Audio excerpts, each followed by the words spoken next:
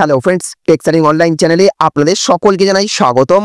আজ ইতিমধ্যেই কেন্দ্রের মোদী সরকার এবং রাজ্যের মমতা সরকারের তরফ থেকে বেরিয়ে আসলো সাতটি বিরাট বড় খবর, যা কিনা দেশের সহ রাজ্যের প্রত্যেক বাসিন্দার জন্য জানা অত্যন্ত দরকার। তাই চলুন বেশি সময় নষ্ট না করে আমরা প্রত্যেকটি খবর বিস্তারিতভাবে জেনে নিই। আর তার আগে আপনাদের কাছে ছোট্ট একটা অনুরোধ, অবশ্যই ভিডিওটিকে লাইক করবেন এবং সঙ্গে সঙ্গে সকলের কাছে ভিডিওটি দেখার পর শেয়ার করবেন। আর যদি আপনি আমাদের চ্যানেলে নতুন হয়ে থাকেন তাহলে চ্যানেলটিকে সাবস্ক্রাইব করবেন। ভিডিওটি যদি আপনি ফেসবুক থেকে দেখে থাকেন তাহলে অবশ্যই আমাদের পেজটিকে ফলো করবেন।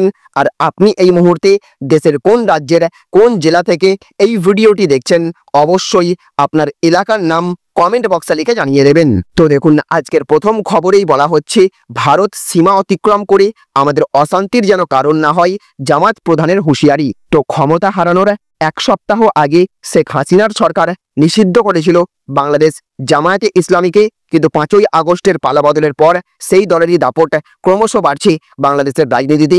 জামাত প্রধান শফিকুর রহমান এবার সরাসরি হুঁশিয়ারি দিলেন নয়াদিল্লিকে। সোমবার ঠাকুরগাঁওয়ে জামাতের সবাই শফিকুর বললেন, আমরা চাই ভারত যেন শান্তিতে থাকে, আমরা এটাও চাই তারা যেন আমাদের অশান্তির কারণ না হয়, কিন্তু মাঝে মধ্যে তারা সীমা অতিক্রম করে ফেলে। বাংলাদেশের মসনদে কে বসবে, কে সরকার গঠন করবে, তারা বাংলাদেশে এসে তরকারিতে লবণ দেয়। বাংলাদেশের মানুষ ঠিক করবে কে ক্ষমতায় আসবে, কে আসবে না। তো দেখুন, আজকের আরও একটি বড় খবর, চাপ বাড়ছে ইউনূসের।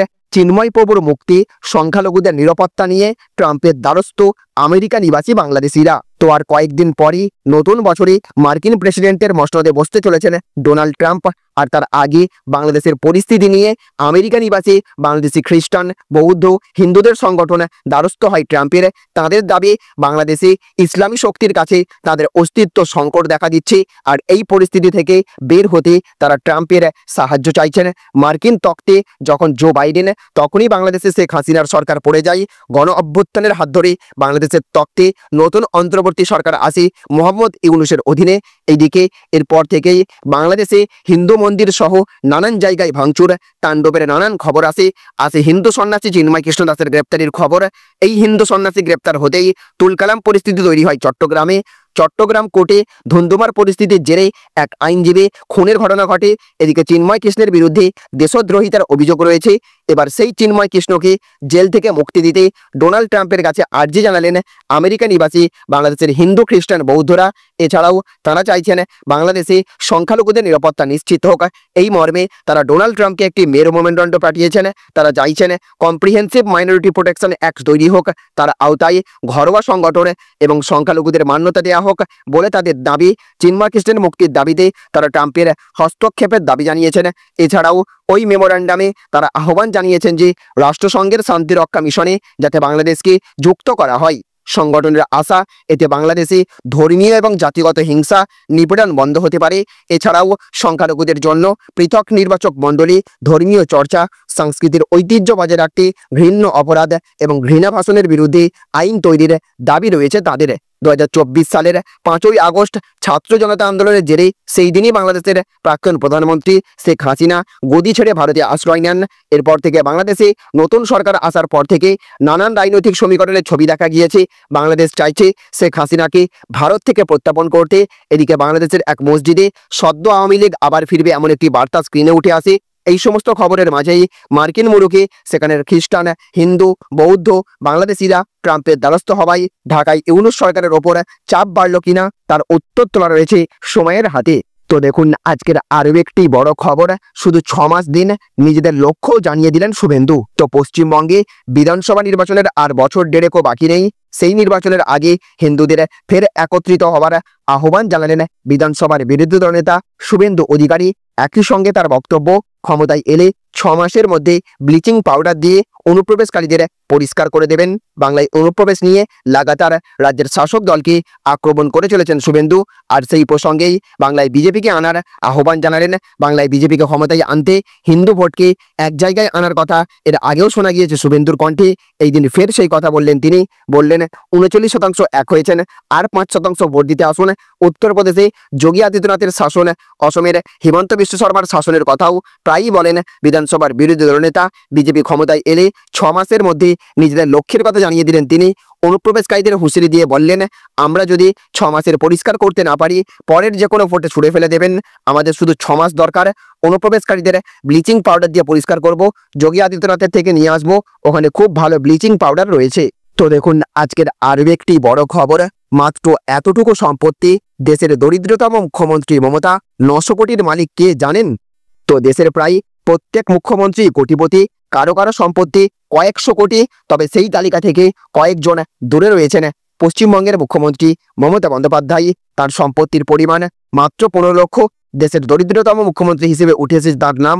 এডিআর এবং ন্যাশনাল ইলেকশন ওয়াচের সমীক্ষায় এই তথ্য উঠে এসেছে। শুধু মমতা নন, কোটি টাকার সম্পত্তি নেই এমন আরও এক মুখ্যমন্ত্রীর নাম ওমর আবদুল্লাহ, তার কাছে রয়েছে 55 লক্ষের সম্পত্তি। তিনি এই তালিকায় রয়েছেন মমতার ঠিক পরেই। আর তৃতীয় দরিদ্রতম মুখ্যমন্ত্রী হলেন কেরলের পিনারাই বিজয়ন, তার সম্পত্তির পরিমাণে 1,18,00,000 টাকা। দেশের ধনীতম মুখ্যমন্ত্রী হলেন অন্ধ্রপ্রদেশের চন্দ্রবাবু নাইডু, তার মোট সম্পত্তি 931 কোটি টাকা।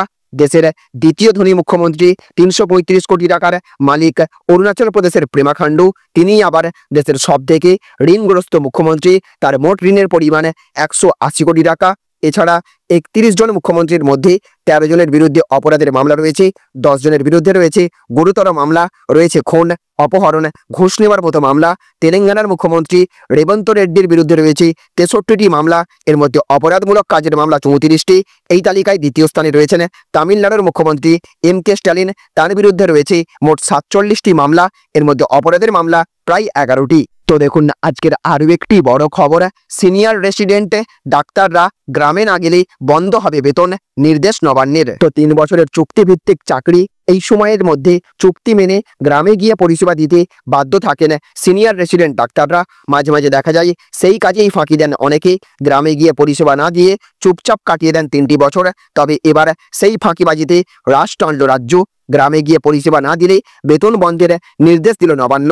সম্প্রতি এমনই এক বিজ্ঞপ্তি জারি করেছে রাজ্য সরকার। রাজ্যের সব মেডিকেল কলেজের অ্যাকাউন্ট অফিসারদের উদ্দেশ্যে পরিষ্কার জানিয়ে দেওয়া হয়েছে, জেলা, মহকুমা, স্টেট জেনারেল বা গ্রামীণ হাসপাতালে নির্ধারিত সময়ে বন্ড সার্ভিসের চিকিৎসকরা না গেলে তাদের ভাতা বন্ধ করে দিতে হবে। অর্থাৎ বন্ড সার্ভিসের 3 বছর এসআররা মাসে 65 থেকে 75,000 টাকা করে যে ভাতা পান তা বন্ধ হয়ে যাবে। স্বাস্থ্য দপ্তর জানাচ্ছে এই নিয়ম আগেই ছিল, কাজে ফাঁকিবাজি রুখতে এই এবং জনস্বার্থে আরও বেশি কঠোর হতে হলো নবান্নকে। MDMS পাসের পর স্বাস্থ্য দপ্তরের অধীনে কর্মরত সিনিয়র রেসিডেন্ট ডাক্তারদের সংখ্যা 1100-র বেশি, তাদের ক্ষেত্রেই নয়া আদেশনামা কার্যকর হচ্ছে। স্বাস্থ্য দপ্তর সূত্রের খবর, এরপর এসআররা বন্ড সার্ভিসেসের নিয়ম মতো জনস্বার্থে গ্রামে না গেলে ভাতা বন্ধ তো হবেই, পাশাপাশি যেসব মেডিকেল কলেজে তারা পড়ছেন সেখানকার অধ্যক্ষ উপাধ্যক্ষরাও শাস্তির মুখে পড়তে পারেন, কারণ কলেজ জানবে না অথচ তারা নিয়মকে কাঁচকলা দেখিয়ে বছরের পর বছর সেখানে থেকে যাবেন, এমনটা হওয়া অসম্ভব। এই অর্ডারে স্পষ্ট বলা হয়েছে নিয়ম মেনে না চলা এসআরদের অবিলম্বে রিলিজ করে দিতে হবে। সেই সঙ্গে স্পষ্ট করে দেওয়া হয়েছে 2025-এর 1 জানুয়ারি থেকে এই সংক্রান্ত কোনো যুক্তি বা অজুহাতি আর মানা হবে না। বন্ড সার্ভিসের 2য় বা 3য় বছরের ডিউটি নিয়ে সমঝোতা করা যাবে না, জেলায় জেলায় তাদের যেতেই হবে। সেক্ষেত্রে অবশ্য যথারীতি কাউন্সিলিংয়ে বসে নিজেদের স্কোর অনুযায়ী পোস্টিং পাওয়ার সুযোগ মিলবে। তো দেখুন আজকের আরও একটি বড় খবর, রাজকোষের 3 কোটি খরচ মমতার সন্দেশখালীর সবাই, দাবি শুভেন্দুর, বিএসএফকে অসহযোগিতার অভিযোগ। তো অনুপ্রবেশ নিয়ে সাংবাদিক বৈঠক থেকে বিএসএফের কোর্টে বল ঠেলেছেন রাজ্যের পুলিশের ডিজি রাজীব কুমার। তার 24 ঘন্টা না পেরোতেই পরিসংখ্যান তুলে ধরে রাজ্যের বিরুদ্ধে বিএসএফকে অসহযোগিতার অভিযোগ আনলেন শুভেন্দু অধিকারী। মুখ্যমন্ত্রী মমতা বন্দ্যোপাধ্যায় এবং তার গোটা প্রশাসন বিএসএফের সঙ্গে সহযোগিতা করছে না বলে দাবি বিরোধী দল নেতার। সল্টলেকে বিজেপির কার্যালয়ে সাংবাদিক বৈঠকে শুভেন্দুর অভিযোগ, সীমান্ত চৌকি করার জন্য জমি এখনো বিএসএফকে হস্তান্তর করেনি রাজ্য। জমি অধিগ্রহণ পুরোপুরি রাজ্যের হাতে, ভারত সরকার সরাসরি জমি অধিগ্রহণ করতে পারে না, ডিএমদের ছাড়া জমি নেওয়া সম্ভব না। 17টি জায়গায় জমি দেননি মমতা, শুধুমাত্র বিএসএফকে শত্রু বানাতে মুখ্যমন্ত্রী এবং প্রশাসনের লোকেরা লাগাতার বিএসএফকে আক্রমণ করে চলেছে। কেন্দ্রের সঙ্গে ইগোর লড়াইয়ে বিএসএফের বিরোধিতা করছে তৃণমূল, এমনই দাবি শুভেন্দুর। রাজ্যে ভোট জিহাদ চলছে বলে মন্তব্য করেন বিরোধী দলনেতা। বলেন, কাশ্মীর থেকে এসে জঙ্গি ধরে নিয়ে যাচ্ছে, আমরা আতঙ্কিত। বিএসএফ এর সঙ্গে পুলিশও অসহযোগিতা করে বলে অভিযোগ তোলেন শুভেন্দু। বিএসএফ এর বৈঠকে পশ্চিমবঙ্গ পুলিশের কেউ আসে না, কেউ এলেও তার নিম্ন পদাধিকারী পুলিশ আধিকারিক। বিজেপির ওই প্রেজেন্টেশনে আরও দাবি, পশ্চিমবঙ্গে আন্তর্জাতিক সীমানার 50 কিলোমিটারের মধ্যে রয়েছে 83টি গরুর হাট, অথচ তা আইনে নিষিদ্ধ, চোরাচালানের উৎস এই গরুর হাটগুলি। শুভেন্দু বলেন, যে মুখ্যমন্ত্রী বিধানসভায় বিএসএফ এর মধ্যে প্রস্তাব আনেন, তিনি বিএসএফকে এক কাঁটাতার দিতে কখনোই জমি দিতে পারেন না। সীমান্তে বারবার কাঁটাতার দিতে বাধা দিচ্ছেন মমতা। রাজ্যের গোয়েন্দা সংস্থাগুলি কেন্দ্রের সঙ্গে পূর্ণ অসহযোগিতা করছে বলে দাবি শুভেন্দুর।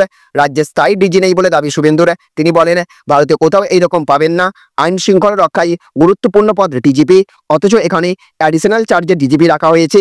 আর মালিককে সন্তুষ্ট করতে ডিজিপি বিএসএফ এর বিরুদ্ধে এসব কথা বলছেন। রাজীব কুমারকে নিশানা করে শুভেন্দু বলেছেন, ডিজিপিও বিএসএফ এর দিকে আঙুল তুলছেন। অ্যাডিশনাল চার্জে থাকা ডিজিপি বড় বড় কথা বলছেন, রাইট উইংদের কথা বলছেন। কে রাইট উইং আমি জানতে চাই। তাহলে ফ্রেন্ডস, বুঝতে পারলেন, এই ছিল আজকের কয়েকটি গুরুত্বপূর্ণ আপডেট।